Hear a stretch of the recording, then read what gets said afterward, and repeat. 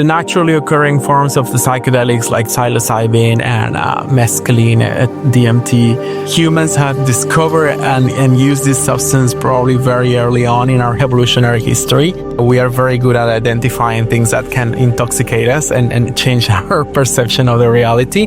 All of these drugs came into the focus of Western medicine and Western science, and as I was mentioned, in 1940s. But then there were some clinical trials, I'm talking about 1950s, 1960s, where it was tested for things like substance use disorder, like particularly alcohol use disorder and tobacco use disorder. And there were some very, very promising results back then. But they also were associated with the counterculture, anti-war movements of the 1960s and 70s. So when they started the war on drugs back in the 70s and 80s, they included these drugs amongst them, even though their addictive properties are very different from other things like, psychostimulants like cocaine, amphetamines, or even things that are legal to use like tobacco and alcohol.